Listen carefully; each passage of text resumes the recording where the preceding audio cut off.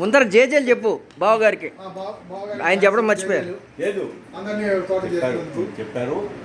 అందులో మనం ఏకమయ్యాం. అది టంగుటూరు నేటివ్ ప్లస్. ఇక్కడ ఒంగోలు మనందరితో డిగ్రీ కోసం ఒంగోలు వచ్చాను శర్మ కాలేజీలో. వెరీ గుడ్ గ్రూప్, మంచి ఫ్రెండ్షిప్ అప్పటి నుంచి తయారైంది. సరే అనుకోకుండా ఎందుకో నేను రిటైర్ అయిన తర్వాత 2016లో రిటైర్ అయ్యాను. మళ్ళీ ఒంగోలు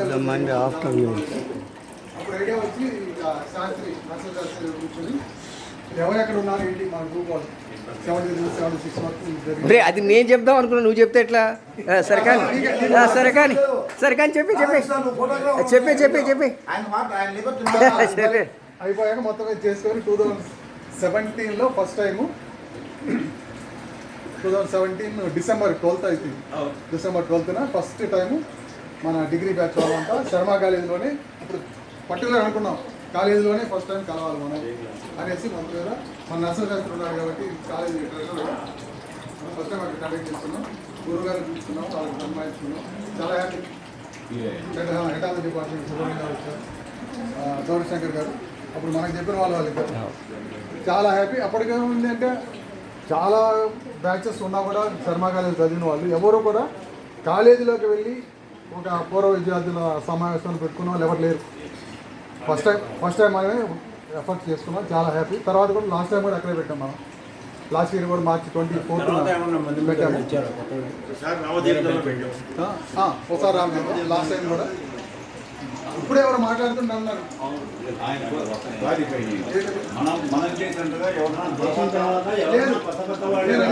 బిస్కెట్లు ఇవ్వమంటావా? మంచినీళ్ళు వాడికి ఒంట్లో బాగాలేదు, అయినా వచ్చాడు. వాడు గొప్ప విషయం. కమిటీలో ట్రెజరర్గా ఉన్నారు కాబట్టి మనకి అడ్వాంటేజ్, మనకు అందువల్ల చేయగలుగుతున్నాం. తర్వాత మరొకటి ఏంటంటే మనం లాస్ట్ టైం మీకు గుర్తుకోలేదు, మనం కాలేజీలో ఫస్ట్ టైం కలిసిన building conference hall first floor వేస్తున్నారు. శాస్త్రి పాపం చాలా ఫాలోఅప్ చేశారు మన అందరితో. దానికి ఏదైనా ఫండ్స్ ఇస్తే మనం కొంత కాంట్రిబ్యూట్ చేద్దాం మన బ్యాచ్ వైపు. మనం సాధ్యమైనంత వరకు చూసాము.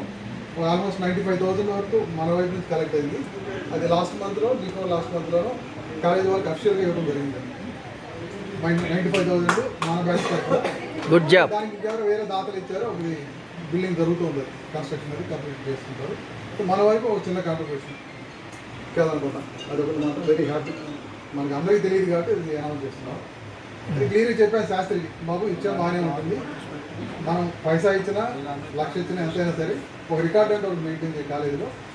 వీలైతే మనకి గ్రూప్ ఫోటో ఉంది కదా, గ్రూప్ ఫోటో ఒకటి చిన్నది తీసి ఒక లిస్ట్ పెట్టేసి కాంట్రిబ్యూషన్ బై బీకామ్ 93, 96 బ్యాచ్ అని రికార్డ్ చేసి నేను చేపిస్తాను అన్నాడు.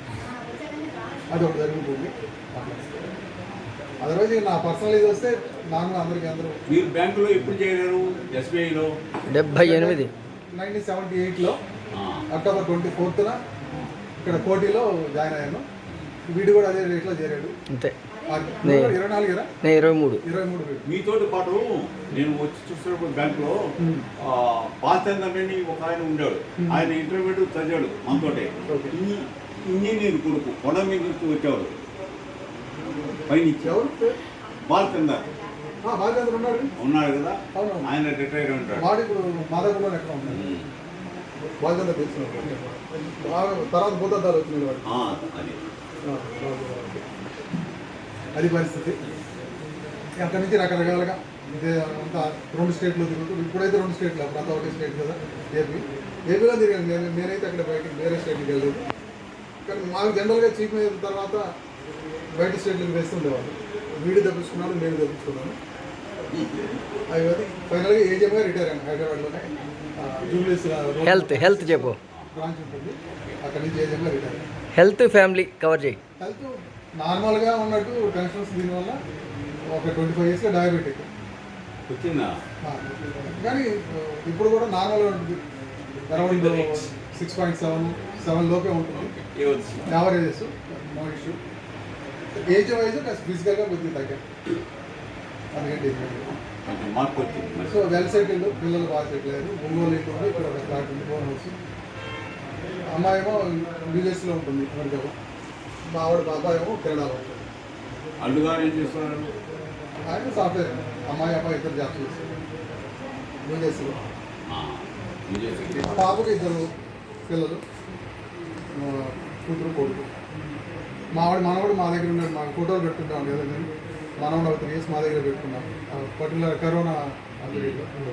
సో అది ఒక happiest phase of the life. ఎందుకంటే ఒకసారి ఎందుకో ఇక్కడ వచ్చాము అష్టలక్ష్మి గుడికి కరోనా ముందు జస్ట్ వస్తే ఏదో వాడికి పులిహారం ఏదో పెట్టాను నోట్లు నేనే అక్కడ ప్రసాదం ఇస్తారు కదా, ఈ నోటే వాంటింగ్ చేస్తున్నాడు. భయపడిపోయా. ఆ రోజు యాక్చువల్గా ఏంటంటే వీడు కేర్కేలో వాడు ఇంటి దగ్గర పూజ చేస్తున్నాడు. రమ్మంటే నేను ఫ్యామిలీతో బయలుదేరి ముందు అక్కడికి వచ్చాను కదండి, గుడి దగ్గర స్వామి దర్శనం చేసుకుంటా అని వెళ్తే అట్లా జరిగింది. ఇప్పుడు వాడికి చెప్పారు, బాబు నేను వెళ్ళిపోతున్నాను. అక్కడ ఇమీడియట్గా హాస్పిటల్ చెప్పాను, రెయిన్బో హాస్పిటల్. డాక్టర్ గారు చూసి ఏం లేదు లేదు నార్మల్ అని చెప్పి ఆయన మాట అన్నాడు. బాబు ఎవరంటే ఇట్లా మనవాడండి బాబు చాలా అదృష్టం ఉందని మీరు అంటారు.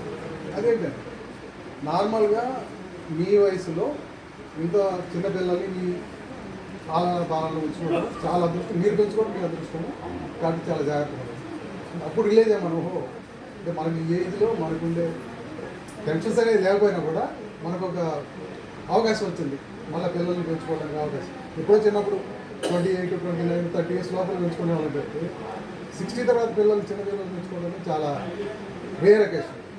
మన వాళ్ళు ఒక రిలీజ్ ఓహో ఓకే ఒక అవకాశం ఇచ్చాడు మనకు భగవంతుడు మళ్ళీ పిల్లల్ని పెంచుకొని వాళ్ళ